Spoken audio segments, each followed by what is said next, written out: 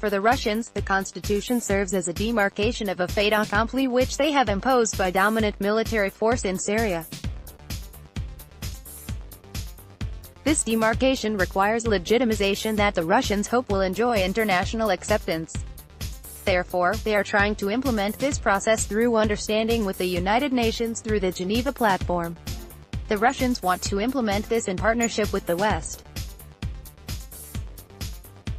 They know that their long-term control of Syria cannot be stabilized without Western approval. Therefore, the Russians agreed to transfer the issue of the constitution to Geneva, in order to arrange it with major Western powers and their regional allies. Likewise, Geneva will be a base for a negotiations process whose two main parties are the Astana tripartite, Russia, Turkey and Iran, on one side, and the major Western powers, America, Britain, France and Germany, alongside Jordan and Saudi Arabia on the other. The Syrian constitution will be subject to this negotiations process, but why has the Assad regime been provoked? The answer lies in the fact that the proposed Russian draft of the Syrian constitution contradicts their interest and threatens their absolute authority in governing. Therefore, the Assad regime insists on discussing the 2012 constitution, which it devised and approved itself. It rejects in principle issuing an alternative constitutional text, contrary to the desires of its Russian ally. Meanwhile, the Geneva process advances around the Syrian constitution, amid a near-total absence of Syrians themselves. The voices of activists have been raised, warning of the danger of this turn, describing it as the final nail in the coffin of the Syrian revolution.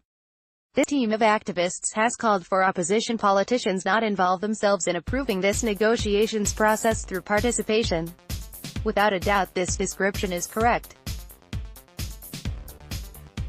Jumping over the issue of establishing a transitional governing body, as stipulated by International Resolution 2254, and limiting the entire Syrian crisis to the issue of the constitution is a step that aims to rehabilitate the regime and to end the fight against it through an open, truncated political process that accepts the regime as a participant in the international community and restores official communications between it and Western and regional countries which are publicly hostile due to the regime's crimes against Syrians.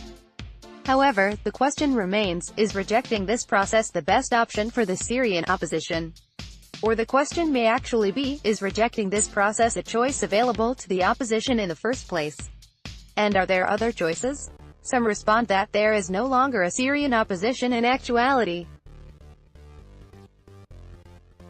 What now remains of political mobilization is only several opposition platforms, all of them representing the interests of some foreign party.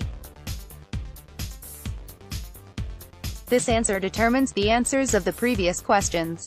If there is no longer a Syrian opposition representing the Syrian revolution, how can we demand that these platforms, which represent foreign parties, act in ways contrary to the dictates of these parties?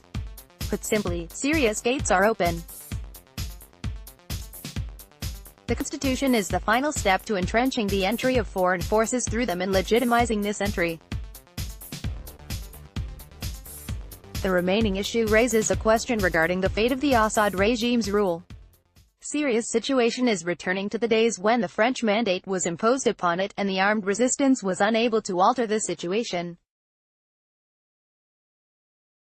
Its skills matured with experience, and alongside major regional and international developments, this led in the end to Syria's independence. This article was translated and edited by the Syrian Observer.